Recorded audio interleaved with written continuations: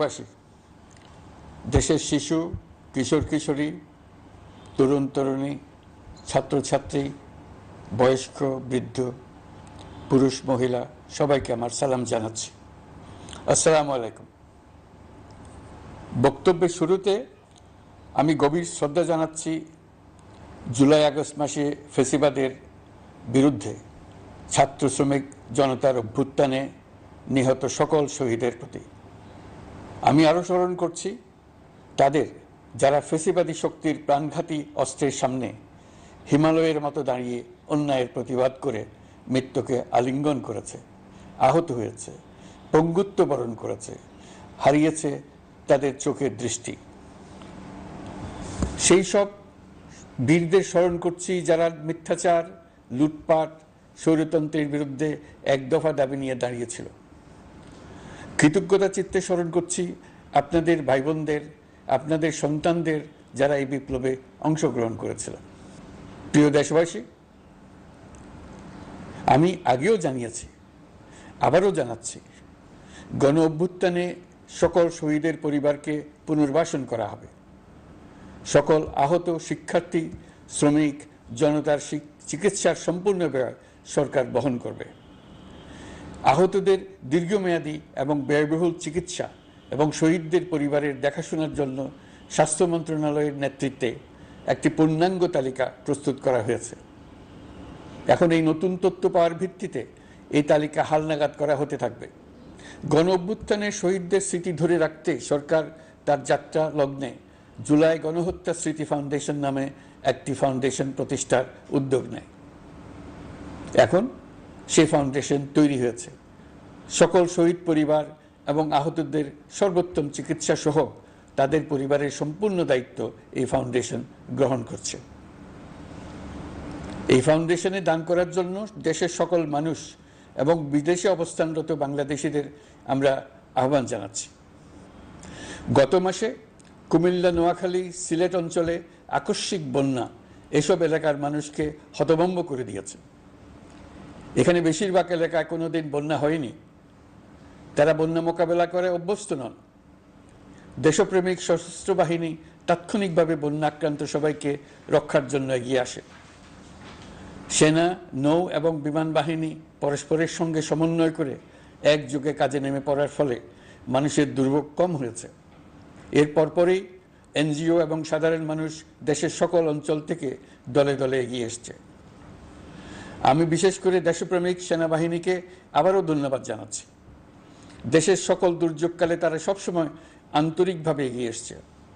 বিশেষ করে বন্যা ও শান্তি শৃঙ্খলা রক্ষার কাজে তাদের সৈনিক এবং অফিসাররা দিনের পর দিন যেভাবে দায়িত্ব পালন করেছে তার কোনো তুলনা হয় না।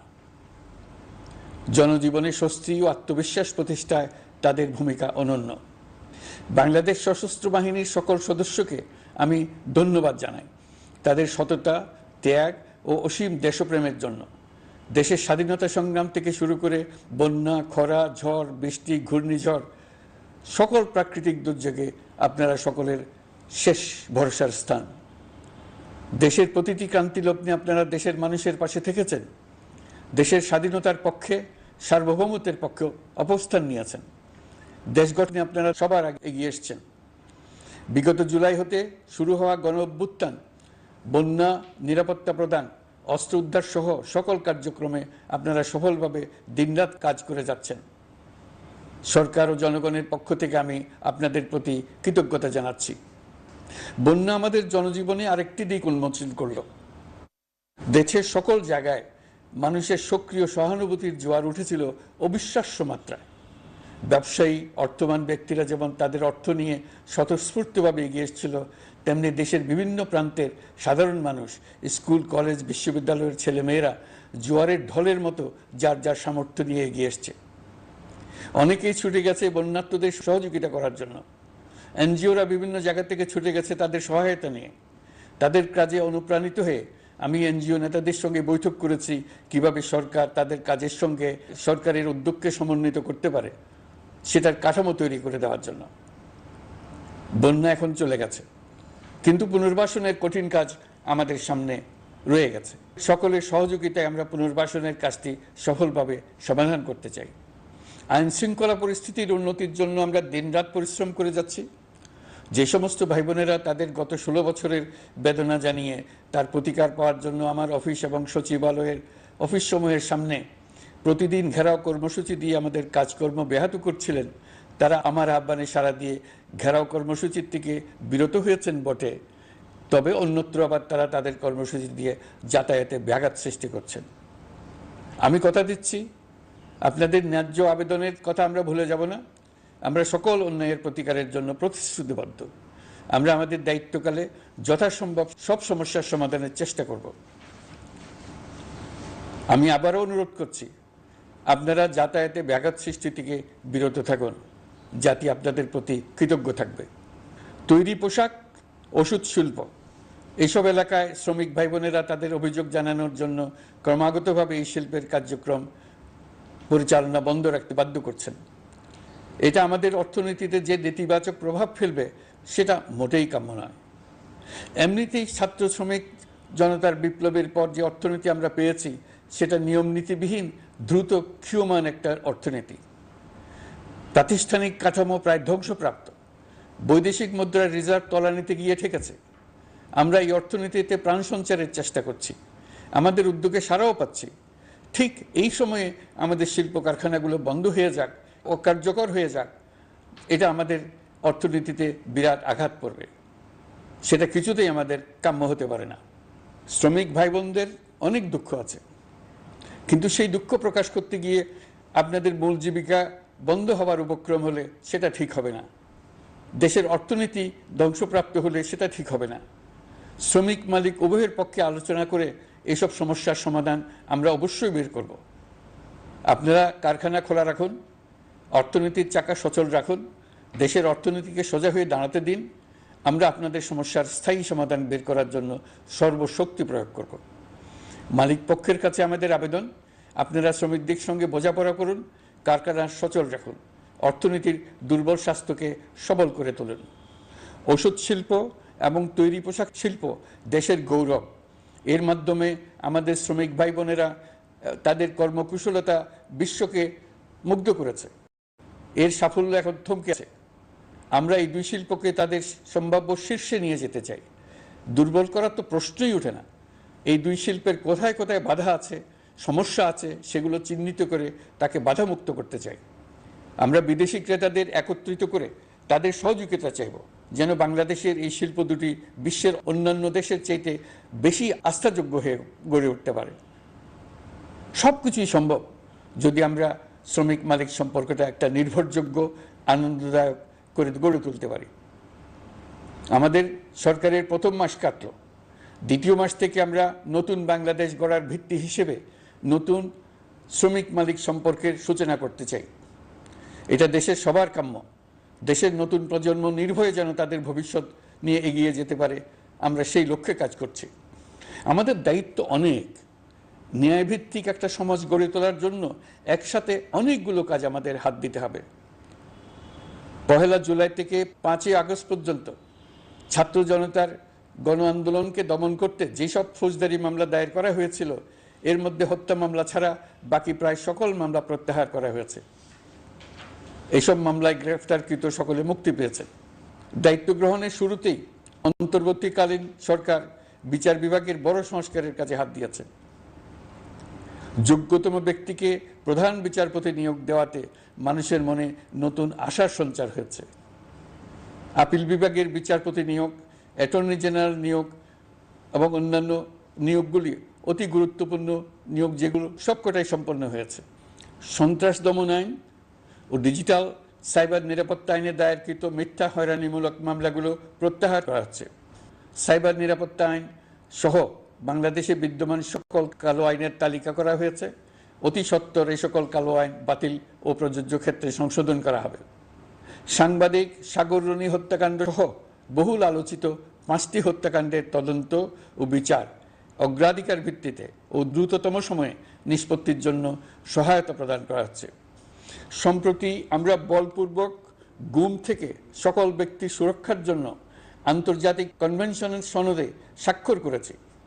ফলে স্বৈরাচার দ্বারা প্রতিষ্ঠিত গুম সংস্কৃতির সমাপ্তি ঘটানোর জন্য আন্তর্জাতিকভাবে আমরা প্রতিজ্ঞাবদ্ধ হলাম। এছাড়া আমরা ফ্যাসিবাদ শাসনের 15 বছরে গুমের প্রতিটি ঘটনা তদন্ত করার জন্য পৃথক একটা কমিশন গঠন করছি। যেসব পরিবার তাদের নিখোঁজ পিতা, স্বামী, পুত্র এবং ভাইদের পাওয়ার জন্য বছরের পর বছর যন্ত্রণার সাথে অপেক্ষা করছেন, আমরা আপনাদের বেদনায় সমব্যথী। আয়নাঘরগুলো বন্ধ করে দেওয়া হয়েছে এবং সেই সাথে বের হয়ে আসছে ফ্যাসিস্ট হাসিনা সরকারের গুমের শিকার ভাই বোনদের কষ্ট ও যন্ত্রণা গাথা। আমাদের তরুণ প্রজন্মের ভবিষ্যৎ যেন উজ্জ্বল হয়, সেটা নিশ্চিত করতে শিক্ষা ব্যবস্থার দিকে আমাদের পূর্ণ নজর রয়েছে। ইতিমধ্যে প্রথম শ্রেণী থেকে দ্বাদশ শ্রেণী পর্যন্ত বর্তমানের ত্রুটিপূর্ণ শিক্ষা পরিবর্তন করা হয়েছে। সংশোধন ও পরিমার্জনের কাজ শেষ পর্যায়ে আছে। এই সংস্কারের কাজ অব্যাহত থাকবে। বিশ্ববিদ্যালয় সমূহের উচ্চ প্রশাসনিক পদগুলো পূরণ করে শিক্ষা কার্যক্রম স্বাভাবিক করার কাজ দ্রুত গতিতে এগিয়ে চলেছে। বেসরকারি শিক্ষা প্রতিষ্ঠানগুলোর পরিচালনা বোর্ডে দখলদারিত্বের রাজনীতি বন্ধ করার ব্যবস্থাও নেওয়া হয়েছে। আপনারা নিশ্চয় লক্ষ্য করেছেন, আমাদের প্রথম মাসে দেশের প্রায় সকল বিশ্ববিদ্যালয়ের উপাচার্য এবং উপাচার্য মহোদয়গণ পদত্যাগ করেছেন। উচ্চশিক্ষার ক্ষেত্রে এটা বিরাট শূন্যতার সৃষ্টি করেছে। প্রথম মাসে আমরা ক্রমাগতভাবে প্রতিটি বিশ্ববিদ্যালয়ে সবার কাছে গ্রহণযোগ্য এমন উপাচার্য এবং উপাচার্য নিয়োগ দেওয়ার কাজ শুরু করেছে। এর ফলে সকল সরকারি এবং বেসরকারি বিশ্ববিদ্যালয়গুলোতে নতুন উদ্যমে কাজ শুরু করার পরিবেশ সৃষ্টি হয়েছে। সংবাদ মাধ্যম ও মত প্রকাশের পূর্ণ স্বাধীনতা ইতিমধ্যে নিশ্চিত করা হয়েছে। আমরা সবাইকে বলে দিয়েছি, আপনারা মন খুলে আমাদের সমালোচনা করুন, আমরা সবার মতামতের প্রতি শ্রদ্ধাশীল। মিডিয়া যাতে কোনো রকম বাধা বিপত্তি ছাড়া নির্বিঘ্নে তাদের কাজ করতে পারে, সেজন্য একটা মিডিয়া কমিশন গঠন করা সরকারের সক্রিয় বিবেচনাধীন। আরও যেসব কমিশন সরকার সহ অন্য সবাইকে জবাবদিহিতার আওতায় আনতে পারে, আমরা তাদের পুনর্গঠন ও সংস্কারের উদ্যোগ নিয়েছি, যাতে তারা আরও শক্তিশালী হয়, জনকল্যাণে কাজ করে। দায়িত্ব গ্রহণের পর বিভিন্ন দেশের সরকার প্রধান টেলিফোনে এবং শুভেচ্ছা বার্তা পাঠিয়ে আমাকে অভিনন্দন জানিয়েছেন। বিভিন্ন দেশের রাষ্ট্রদূত এবং হাই কমিশনার বৃন্দ আমার সাথে সাক্ষাৎ করে দ্বিপাক্ষিক সহযোগিতা বৃদ্ধির আশ্বাস দিয়েছেন। আমার অনুরোধে সংযুক্ত আরব আমিরাতের 57 জন বাংলাদেশি যারা ফ্যাসিবাদ বিরোধী বিক্ষোভে অংশগ্রহণ করা বিভিন্ন মেয়াদে কারাদণ্ডে দণ্ডিত হয়েছিলেন, তাদের সাধারণ ক্ষমা ঘোষণা করেছেন সে দেশের সরকার। ইতিমধ্যে তাদের কয়েকজন দেশে ফিরে এসেছেন। এই ক্ষমা প্রদর্শন ছিল অতি বিরল একটি ঘটনা। এই জন্য আমি সংযুক্ত আরব আমিরাতের রাষ্ট্রপতি শেখ মোহাম্মদ বিন জায়েদ আল নাহিয়ানকে ধন্যবাদ ও কৃতজ্ঞতা জানিয়েছি আপনাদের সবার পক্ষ থেকে। যে সমস্ত সরকার প্রধানের সঙ্গে আমার টেলিফোনে যোগাযোগ হয়েছে, তাদের মধ্যে রয়েছেন ভারতের প্রধানমন্ত্রী নরেন্দ্র মোদী, পাকিস্তানের প্রধানমন্ত্রী শাহবাজ শরীফ। আমরা ভারত এবং অন্যান্য প্রতিবেশী রাষ্ট্রসমূহের সঙ্গে সুসম্পর্ক চাই, তবে সেই সম্পর্ক হতে হবে ন্যায্যতা এবং সমতার ভিত্তিতে। ভারতের সাথে আমরা ইতিমধ্যে বন্যা মোকাবেলায় উচ্চ দ্বিপাক্ষিক সহযোগিতা শুরু করি। দক্ষিণ এশিয়ায় আঞ্চলিক সহযোগিতা বৃদ্ধির লক্ষ্যে আমি সার্ক রাষ্ট্রগোষ্ঠী পুনর্জীবিত করার উদ্যোগ নিয়েছি। আমরা চাই আমাদের দেশ যেন একটি গণতান্ত্রিক দেশ হিসেবে বিশ্বের কাছে সম্মানের সাথে পরিচিত হয়। দেশের পরিকল্পনা যেন দেশের মানুষ কেন্দ্রিক হয়, কোনো নেতা বা দল কেন্দ্রিক না হয়। আমরা স্বৈরাচারী হাসিনা সরকারের অহেতুক কোটি কোটি টাকা ব্যয়ের প্রকল্প বাস্তবায়িত হতে দেখেছি, যেগুলো কখনোই দেশের মানুষের জন্য ছিল না, বরং এর সাথে জড়িত ছিল কুৎসিত আমিত্ব এবং বিশাল আকারের চুরি। চলমান এবং প্রস্তাবিত সকল উন্নয়ন প্রকল্পগুলোর যাচাই বাছাই করার কাজ ইতিমধ্যে আমরা শুরু করেছি। প্রকল্প বাস্তবায়নের পর্যায় বিবেচনা করে বাকি কাজে ব্যয়ের সাশ্রয় এমনকি প্রয়োজন মতে তা বাতিল করার কথা বিবেচনা করা হবে। দেশের মানুষকে আর ফাঁকি দেওয়া চলবে না। কর্মসংস্থান তৈরি করবে এমন প্রকল্পগুলোকে আমরা অগ্রাধিকার দেব। লুটপাট ও পাচার হয়ে যাওয়া অর্থ ফিরিয়ে আনার উদ্যোগ আমরা নিয়েছি। আর্থিক খাতে শৃঙ্খলা ফিরিয়ে আনতে একটা ব্যাংকিং কমিশনও গঠন করার উদ্যোগ নেওয়া হয়েছে। বিভিন্ন ব্যাংকের পরিচালনা পরিষদ পুনর্গঠন করা হয়েছে। ব্যাংকিং খাতে এই এক মাসে বিরাট পরিবর্তন এসেছে, আপনারা নিশ্চয়ই সেটা লক্ষ্য করেছেন। আমরা এই খাতে নিয়ম নীতি প্রতিষ্ঠা করতে পেরেছি। আরও অনেক কাজ বাকি রয়ে গেছে। প্রথম মাসের কাজ হিসেবে শুধু প্রধান কাজগুলো করেছে, তার সঙ্গে রয়েছে আরও অনেক পরবর্তী কাজ। ফ্যাসিবাদী সরকার লুটপাট করার জন্য নতুন করে 60,000 কোটি টাকা ছাপিয়ে বাজারে ছাড়ার কারণে মুদ্রাস্ফীতির শিকার হয়েছে দেশের মানুষ। এই অতুলনীয় মুদ্রাস্ফীতি নিয়ন্ত্রণ অন্তর্বর্তী সরকারের অন্যতম প্রধান লক্ষ্য। মুদ্রাস্ফীতি নিয়ন্ত্রণের লক্ষ্যে পলিসি সুদের হার বৃদ্ধি করে 9% উন্নীত করা হয়েছে। মূল্যস্ফীতি থেকে সাধারণ মানুষকে সুরক্ষা দেওয়ার উদ্দেশ্যে ওএমএস খাদ্য বান্ধব কর্মসূচি সহ সুলভ মূল্যে প্রান্তিক মানুষের কাছে নিত্য প্রয়োজনীয় দ্রব্য সরবরাহ চলমান রাখা হয়েছে।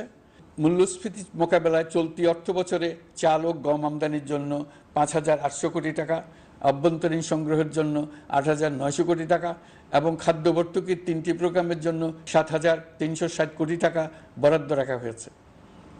বিভিন্ন স্টেক হোল্ডারের সাথে সভা করে মূল্যস্ফীতি নিয়ন্ত্রণের করণীয়সমূহ চিহ্নিত করা হয়েছে। পরিচালন ও উন্নয়ন ব্যয় যৌক্তিক পরিমাণে হ্রাস করার জন্য কার্যক্রম গ্রহণ করা হয়েছে। কৃষিপণ্য উৎপাদনের জন্য সার আমদানির ক্ষেত্রে প্রয়োজনীয় বৈদেশিক মুদ্রার সরবরাহ নিশ্চিত করার পদক্ষেপ নেওয়া হয়েছে। প্রকৃত চাষিগণ যাতে কৃষি ঋণ পেয়ে থাকেন তা নিশ্চিত করার উদ্যোগ নেওয়ার পাশাপাশি কৃষি ঋণের পরিমাণ বৃদ্ধি করা হয়েছে। মার্কিন ডলারের বিপরীতে টাকার বিনিময় হার স্থিতিশীল রাখার লক্ষ্যে বৈদেশিক মুদ্রার বিনিময় হারকে বাজার ভিত্তিক করা হয়েছে। কালো টাকা সাদা করার অনৈতিক অনুমতি বাতিল করা হয়েছে। বৈদেশিক মুদ্রার রিজার্ভ বৃদ্ধি করতে বিভিন্ন উন্নয়ন সহযোগীদের কাছ থেকে বাজেট সাপোর্ট চাওয়া হয়েছে। আন্তর্জাতিক মুদ্রা তহবিল থেকে অতিরিক্ত 3 বিলিয়ন মার্কিন ডলার, বিশ্বব্যাংক থেকে অতিরিক্ত 1 বিলিয়ন ডলার, জাইকা থেকে অতিরিক্ত 1 বিলিয়ন মার্কিন ডলার প্রদানের অনুরোধ করা হয়েছে। রূপপুর পারমাণবিক বিদ্যুৎ কেন্দ্র নির্মাণ প্রকল্পের অগ্রিম অর্থ পরিশোধ এবং বকেয়া পাওনা নিয়ে রাশিয়ান ফেডারেশনের সাথে অর্থ মন্ত্রণালয়ের আলোচনা চলছে। পাইপলাইনে থাকা 48 বিলিয়ন মার্কিন ডলার বৈদেশিক সহায়তা ব্যবহারের উদ্যোগ নেওয়া হয়েছে। মেগা প্রকল্পের নামে লুটপাট বন্ধের পাশাপাশি স্বাস্থ্য ও শিক্ষা খাতে বরাদ্দ বৃদ্ধির পরিকল্পনা গ্রহণ করা হয়েছে। বৈদেশিক মুদ্রার রিজার্ভের উপর চাপ কমানোর লক্ষ্যে রাশিয়া এবং চীন থেকে প্রাপ্ত ঋণের সুদের হার কমানো এবং ঋণের মেয়াদ বৃদ্ধির জন্য অনুরোধ জানানো হয়েছে। সকল উন্নয়ন সহযোগীদের সাথে সম্পর্ক আরও নিবিড় করার উদ্যোগ নেওয়া হয়েছে। সকল অর্থনৈতিক সূচক এবং পরিসংখ্যানের প্রকৃত মান বা সংখ্যা প্রকাশের জন্য নির্দেশনা প্রদান করা হয়েছে। জিডিপি, মূল্যস্ফীতি ইত্যাদি সঠিক উপাত্ত সংগ্রহ, প্রাক্কলন ও প্রকাশের জন্য নির্দেশনা দেওয়া হয়েছে। জাতীয় রাজস্ব বোর্ড এবং অর্থ বিভাগের রাজস্ব আয় সম্পর্কিত উপাত্তের মধ্যে পার্থক্য নিরসনে উদ্যোগ নেওয়া হয়েছে। প্রকৃত রপ্তানি আয় নিরূপণ এবং প্রকাশের নির্দেশনা দেওয়া হয়েছে। জাতীয় রাজস্ব বোর্ডের অটোমাইজেশনের লক্ষ্যে পরিকল্পনা গ্রহণ করা হয়েছে। পুঁজিবাজারকে স্বাভাবিক ধারায় ফিরিয়ে আনতে সিকিউরিটি এক্সচেঞ্জ কমিশন পুনর্গঠন করা হয়েছে। নিত্য প্রয়োজনীয় পণ্য সামগ্রীর সরবরাহ স্বাভাবিক রাখার নিমিত্তে ব্যবসায়ী, শিল্প মালিক ও ব্যবসায়ী সংগঠনের সাথে সভা করা হচ্ছে এবং তাদের মতামতের ভিত্তিতে বিভিন্ন ব্যবস্থা গ্রহণ করা হচ্ছে। বিদ্যমান মজুদ ও ঘাটতি মূল্যায়ন করে ভবিষ্যৎ চাহিদা পর্যালোচনা করে স্থানীয় উৎপাদন বৃদ্ধির পাশাপাশি আমদানি পর্যায়ে বিভিন্ন জটিলতা দূরীকরণ, বন্দর ও বড় মোকাম সহ পরিবহন ব্যবস্থার বিভিন্ন সমস্যা সমাধানে সংশ্লিষ্ট সকল মন্ত্রণালয়, দপ্তর, বিভাগকে প্রয়োজনীয় নির্দেশ দেওয়া হয়েছে। এই জন্য তেল, চিনি, ডিম ও মাংস উৎপাদনকারী বৃহৎ প্রতিষ্ঠানসমূহের সাথে সভা ও মতবিনিময় করা হচ্ছে। নিত্য প্রয়োজনীয় কিছু দ্রব্যাদি যেমন পেঁয়াজ, আলু এসবের দাম আরও কমানোর জন্য বিদ্যমান শুল্ক হার হ্রাসের বিষয়ে এনবিআরকে প্রয়োজনীয় নির্দেশনা দেওয়া হয়েছে। ইতোমধ্যে এনবিআর পেঁয়াজ, আলু ও কতিপয় কীটনাশকের ক্ষেত্রে আমদানি শুল্ক হ্রাস এবং ক্ষেত্র বিশেষে রেগুলেটরি শুল্ক প্রত্যাহার করে এসআরও জারি করেছে। নিম্ন আয়ের 1 কোটি পরিবারকে টিসিবির মাধ্যমে হ্রাসকৃত মূল্যে কিছু পণ্য যেমন পরিবার প্রতি চাল মাসে 5 কেজি, সয়াবিন তেল মাসে 2 কেজি, মসুর ডাল মাসে 2 কেজি দেওয়া হচ্ছে। এটি সামনের দিনগুলোতে অব্যাহত রাখা হবে। সরকার দায়িত্ব গ্রহণের পর জনপ্রত্যাশা অনুযায়ী বিদ্যুৎ, জ্বালানি ও খনিজ সম্পদ মন্ত্রণালয় হতে বিদ্যুৎ ও জ্বালানির দ্রুত সরবরাহ বৃদ্ধি আইনের অধীনে চলমান সকল প্রকার নেগোসিয়েশন, প্রকল্প বাছাই এবং ক্রয় প্রক্রিয়াকরণ কার্যক্রম আপাতত স্থগিত করা হয়েছে। গত 1.5 দশকে এই আইন ব্যবহার করে লক্ষ কোটি টাকা লুটপাট হয়েছে। বিদ্যুৎ, জ্বালানি ও খনিজ সম্পদ মন্ত্রণালয়ের আওতাধীন কোম্পানিসমূহে অধিকতর স্বচ্ছতা ও জবাবদিহিতা আনার লক্ষ্যে কোম্পানিসমূহের পরিচালনা পর্ষদ পুনর্গঠন করা হয়েছে। প্রকৌশল, ভূতত্ত্ব এবং খনিজ হিসাব বিষয়ে অধ্যয়ন করেছে এমন ছাত্র প্রতিনিধি অন্তর্ভুক্ত করার জন্য উদ্যোগ গ্রহণ করা হয়েছে। এই খাতে অধিকতর সক্ষমতা, গতিশীলতা এবং জবাবদিহিতা নিশ্চিত করার লক্ষ্যে বিশেষজ্ঞগণের সমন্বয়ে একটি কমিটি গঠন করা হয়েছে। জ্বালানি তেলের মূল্য জনপ্রত্যাশা অনুযায়ী সহনশীল রাখতে অকটেন ও পেট্রোলের দাম 6 টাকা, ডিজেল ও কেরোসিনের দাম 1 টাকা 25 পয়সা কমানো হয়েছে। 37 দিন বন্ধ থাকার পর গত 25 আগস্ট হতে মিরপুর 10 ও কাজীপাড়া স্টেশন ছাড়া বাকি সব স্টেশনে মেট্রো রেল পুনরায় চালু করা হয়েছে। ভুয়া মুক্তিযোদ্ধাদের চিহ্নিত করার লক্ষ্যে বিশেষ করে মুক্তিযুদ্ধের সময় যাদের বয়স 12.5 বছরের কম ছিল তাদের মুক্তিযুদ্ধ তালিকা হতে বাতিলের জন্য সুপ্রিম কোর্টে লিভ টু আপিলের পদক্ষেপ গ্রহণ করা হয়েছে। মুক্তিযোদ্ধা কল্যাণ ট্রাস্টের আওতাধীন বেদখলকৃত স্থাবর সম্পত্তি উদ্ধারে প্রয়োজনীয় ব্যবস্থা গ্রহণ করা হয়েছে। গৃহায়ন ও গণপূর্ত মন্ত্রণালয় কর্তৃক গৃহীত বরিশাল, রংপুর, ময়মনসিংহ উন্নয়ন কর্তৃপক্ষ আইন এর খসড়া তৈরির কার্যক্রম নেওয়া হয়েছে। পূর্বাচল নতুন শহর প্রকল্প, ঢাকার আশেপাশে স্যাটেলাইট সিটি নির্মাণের রোডম্যাপ চূড়ান্তকরণের উদ্যোগ নেওয়া হয়েছে। বিধি বহির্ভূত প্রদত্ত প্লট ও ফ্ল্যাটের বরাদ্দ বাতিলের উদ্যোগ নেওয়া হয়েছে। প্রিয় দেশবাসী, আপনাদের আমাদের সন্তানদের জন্য একটি গণতান্ত্রিক বাংলাদেশের রূপরেখা তৈরি করতে আমরা দৃঢ় প্রতিজ্ঞ। আর যেন আমাদের কোনো স্বৈরাচারের হাতে পড়তে না হয়। আমরা যাতে বলতে পারি আমরা একটি গণতান্ত্রিক দেশে বসবাস করি, আমরা যাতে সকলেই দাবি করতে পারি যে এই দেশটি আমাদের, আমরা সেই লক্ষ্যেই কাজ করছি। কেউ আইন নিজের হাতে তুলে নেবেন না। আইন নিজের হাতে তুলে নিয়ে কেউ সমাজে বিশৃঙ্খল পরিবেশ সৃষ্টি করলে আমরা তাকে অবশ্যই শাস্তির আওতায় নিয়ে আসব। আমরা একটি সাম্প্রদায়িক সম্প্রীতির দেশ। ধর্মীয় সম্প্রীতি বিনষ্ট হয় এমন কোনো কাজ কেউ কোনোভাবেই করবেন না। অতীতে শুধুমাত্র আওয়ামী মতাদর্শী না হওয়ার কারণে 28তম থেকে 42তম বিসিএস পর্যন্ত বিপিএসসি কর্তৃক সুপারিশকৃত অনেক প্রার্থী নিয়োগ বঞ্চিত হয়েছেন। 8ই আগস্ট পরবর্তী সময়ে এর মধ্যে এদের 259 জনকে নিয়োগ দেওয়া হয়েছে। মাঠ প্রশাসনকে জনবান্ধব এবং দুর্নীতিমুক্ত জবাবদিহিমূলকভাবে গড়ে তোলার জন্য সব ধরনের উদ্যোগ নেওয়া হয়েছে। সরকারি কর্মচারীদের বাধ্যতামূলকভাবে সম্পদ বিবরণী দাখিলের নির্দেশ দেওয়া হয়েছে এবং এটা প্রতি বছর তাদেরকে করতে হবে। ধ্বংস হয়ে পড়া একটা জনপ্রশাসনকে নিয়ে যাত্রা শুরু করেছি। মন্ত্রণালয়গুলোর উচ্চতম পদে যারা নিয়োজিত ছিলেন তারা অনেকে দায়িত্ব ছেড়ে চলে গেছেন, কিংবা পদে থাকলেও সহকর্মীদের চাপের মুখে কাজ করতে পারছিলেন না, বাধ্য হয়ে পদত্যাগ করেছেন। আর যারা 16 বছরের স্বৈরাচারী শাসনের আমলে পদত্যাগে বাধ্য হয়েছিলেন কিংবা দায়িত্ববিহীন অবস্থায় একই পদে থেকে বাধ্য হয়েছেন, তাদের সবার কথা বিবেচনা নিয়ে জনপ্রশাসনকে নতুন করে দাঁড় করানোই ছিল আমাদের প্রথম মাসে কঠিনতম সময়। আবার সকল সমস্যার সমাধান করে একটি নতুন জনপ্রশাসন কাঠামো দাঁড় করাতে পেরেছি, এটাই আমাদের প্রথম মাসের সবচাইতে বড় অর্জন। আমার বিশ্বাস এই জনপ্রশাসন জনগণের ইচ্ছা পূরণে সর্বোচ্চ অবদান রাখতে পারবে। অতি স্বল্প জনবল নিয়ে দাপ্তরিক কার্যক্রম শুরু করা হলেও প্রথম দিকে বিভিন্ন মন্ত্রণালয় ও বিভাগ থেকে পাঠানো বিবিধ প্রস্তাব দ্রুত গতিতে এবং আইনগত সমস্ত বাধ্যবাধকতা মেনে সিদ্ধান্ত নেওয়া হয়েছে। গত 1 মাসে বিভিন্ন মন্ত্রণালয় ও বিভাগ 198টি অতি গুরুত্বপূর্ণ বিষয়ে সিদ্ধান্ত নিয়েছে। জনপ্রশাসনের 135 জন অতিরিক্ত সচিব, 227 জন যুগ্ম সচিব এবং 120 জন উপসচিবকে পদোন্নতি প্রদান করা হয়েছে।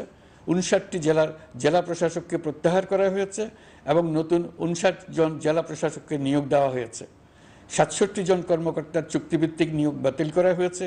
10 জন যুগ্ম সচিব, 8 জন অতিরিক্ত সচিব, 6 জন সচিবকে ওএসডি করা হয়েছে। বাংলাদেশ পুলিশের 80 জন ডিআইজি, 30 জন পুলিশ সুপার সহ 110 জনকে পদোন্নতি প্রদান করা হয়েছে।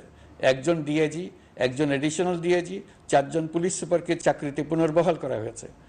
আইজিপি সহ 10 জন অতিরিক্ত আইজি, 88 জন ডিআইজি, 21 জন এডিশনাল ডিআইজি, 177 জন পুলিশ সুপার সহ মোট 297 জন কর্মকর্তাকে বদলি করা হয়েছে।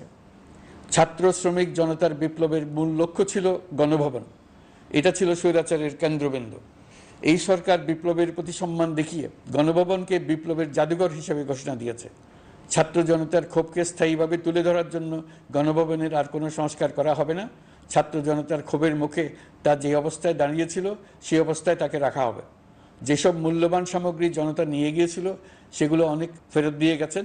যারা নিয়ে গিয়েছেন তারা নিজেরাই ফেরত দিয়ে গেছেন। তাদের আমরা দেশবাসীর পক্ষ থেকে ধন্যবাদ জানাচ্ছি। আরও কিছু জিনিস পাওয়া যায়নি, যারা নিয়ে গেছেন তাদের কাছে আমাদের অনুরোধ থাকবে তারা যেন এইসব সামগ্রী ফেরত দিয়ে যান। আমরা উল্লেখ করব এইসব বিক্ষুব্ধ জনতা নিয়ে গিয়েছিল, কিন্তু বিজয়ের পর তারা আবার জাদুঘরে প্রতি সম্মান দেখিয়ে এগুলো ফেরত দিয়ে গিয়েছেন। আমরা নতুন বাংলাদেশকে একটা পরিবেশ বান্ধব এবং জীববৈচিত্র্যময় দেশ হিসেবে গড়ে তোলার উদ্যোগ নিয়েছি। এটি তরুণদের আকাঙ্ক্ষা, আমাদের সবারই আকাঙ্ক্ষা। সেই লক্ষ্যে আমি প্রথমেই একটি ক্ষুদ্র পদক্ষেপ নিয়েছি। আমার বাসভবন এবং সমগ্র সচিবালয়ে প্লাস্টিকের পানির বোতল ব্যবহার নিষিদ্ধ করেছে। ইতিমধ্যে সুপার শপগুলোতে পলিথিনের শপিং ব্যাগ ব্যবহার বন্ধ করার উদ্যোগ নেওয়া হয়েছে। গত কয়েক দশকে যে পরিমাণ নদী দূষণ হয়েছে, আমরা তা বন্ধ করার উদ্যোগ নিয়েছি। আমরা সংস্কার চাই। আমাদের একান্ত অনুরোধ, আমাদের উপর যে সংস্কারের গুরু দায়িত্ব দিয়েছেন, সেই দায়িত্ব দিয়ে আপনারা দর্শকের গ্যালারিতে চলে যাবেন না। আপনারা আমাদের সঙ্গে থাকুন, আমরা একসঙ্গে সংস্কার করব। এটা আমাদের সবার দায়িত্ব। আপনারা নিজ নিজ জগতে সংস্কার আনুন।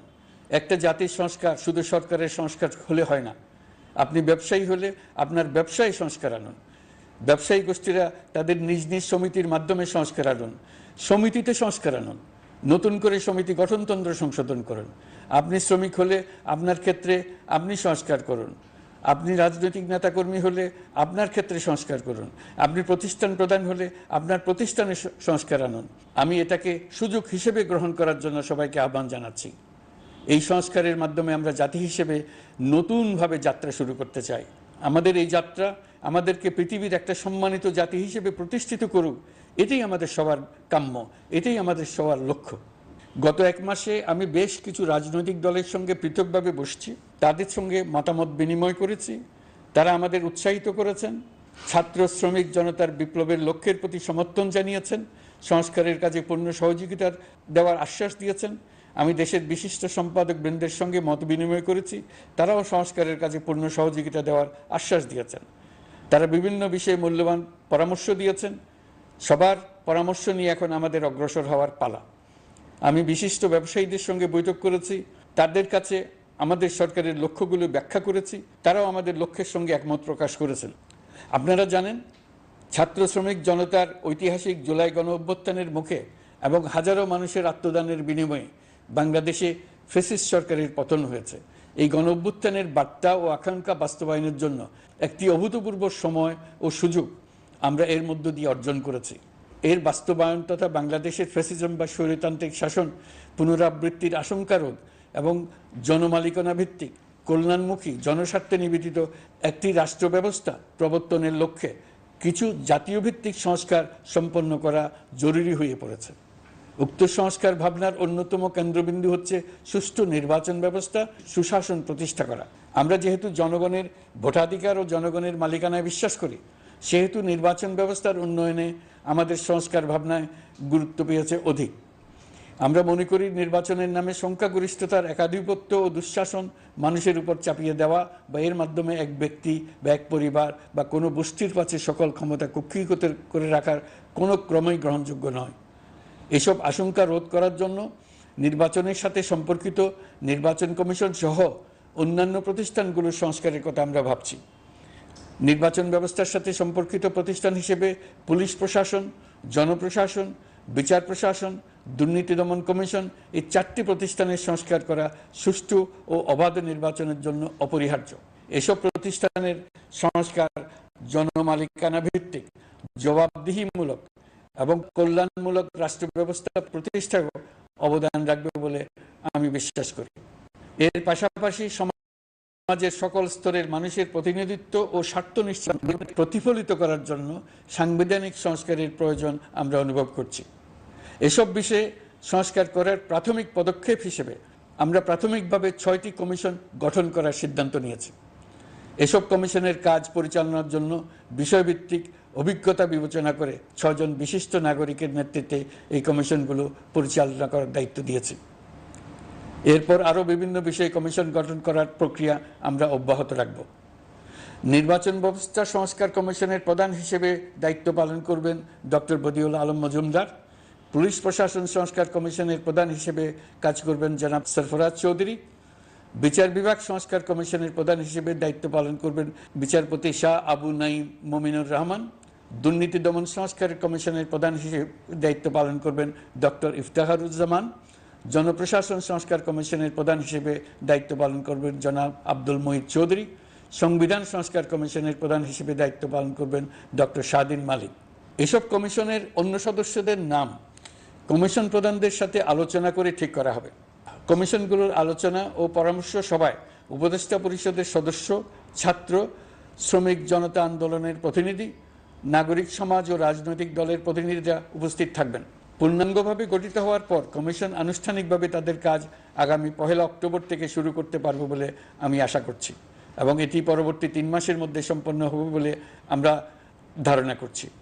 কমিশনের রিপোর্টের ভিত্তিতে সরকার পরবর্তী পর্যায়ে প্রধান রাজনৈতিক দলগুলোর সাথে পরামর্শ সভার আয়োজন করবে।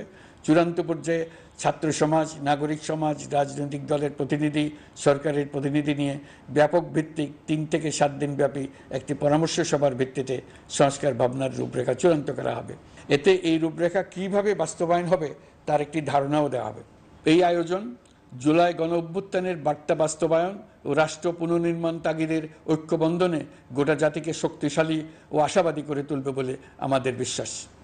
প্রিয় দেশবাসী, আমাদের সামনে অনেক কাজ, সবাই মিলে একই লক্ষ্যে আমরা অগ্রসর হতে চাই। আমাদের মধ্যে, বিশেষ করে আমাদের নতুন প্রজন্মের মধ্যে যে সুপ্ত প্রতিভা লুকিয়ে আছে, সেটা যেন বিনা বাধায় রাষ্ট্রের এবং সমাজের সহযোগিতায় প্রকাশ করতে পারি, সেই সুযোগের কাঠামো তৈরি করতে চাই।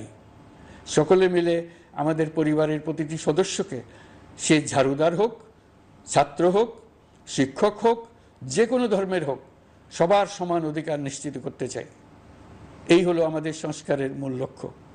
আসুন ছাত্র শ্রমিক জনতার এই বিপ্লবের লক্ষ্যকে আমরা দ্রুত বাস্তবায়ন করি। আমাদের প্রথম মাসে আমরা যেই গতিতে, যে উদ্যম নিয়ে কাজ এগিয়ে নিয়ে যাওয়ার কথা চিন্তা করেছিলাম, সেটা হয়তো করতে পারিনি বাস্তব অবস্থার পরিপ্রেক্ষিতে। দেশের আইনশৃঙ্খলা পরিস্থিতি স্বাভাবিক রাখা গেলে আশা করি আমরা আমাদের গতি অনেক বাড়াতে পারব। এই জন্য দেশের সকল মানুষের কাছে, শিক্ষক, ছাত্রছাত্রী, কৃষক, শ্রমিক, পেশাজীবী, বড় ব্যবসায়ী, ক্ষুদ্র ব্যবসায়ী, দিনমজুর, গৃহিণী, সকলের সহযোগিতা চেয়েছি। আমাদের কাজ বড় কঠিন, কিন্তু জাতি হিসেবে এবার ব্যর্থ হওয়ার কোনো অবকাশ আমাদের নেই। আমাদেরকে সফল হতেই হবে। এই সাফল্য আপনাদের কারণেই আসবে, আপনার সহযোগিতার কারণেই আসবে। আমাদের কাজ হবে আপনার আমার স্বপ্নকে বাস্তবে রূপায়িত করা। এখন আমরা আমাদের 2য় মাস শুরু করছি। আমাদের 2য় মাসে যেন আপনাদের মনে দৃঢ় আস্থা সৃষ্টি করতে পারি, সেই চেষ্টা করে যাব। ধৈর্য ধরুন, এই কথাটি আমি মোটেই আপনাদের বলবো না। আমরা সবাই অধৈর্য হয়ে পড়েছি। এত সব কাজ কখন যে শেষ হবে এটা চিন্তা করে আমরা অধৈর্য হব, কেন হব না? কিন্তু সঠিকভাবে কাজ করব, কাজে কোনো অধৈর্যের চিহ্ন রাখবো না। প্রিয় দেশবাসী, দেশের শিশু, কিশোর কিশোরী, তরুণ তরুণী, ছাত্রছাত্রী, বয়স্ক, বৃদ্ধ, পুরুষ, মহিলা, সবাইকে আবারও আমার সালাম জানাচ্ছি। আসসালামু আলাইকুম। আপনাদের সবাইকে ধন্যবাদ জানাচ্ছি। মহান আল্লাহ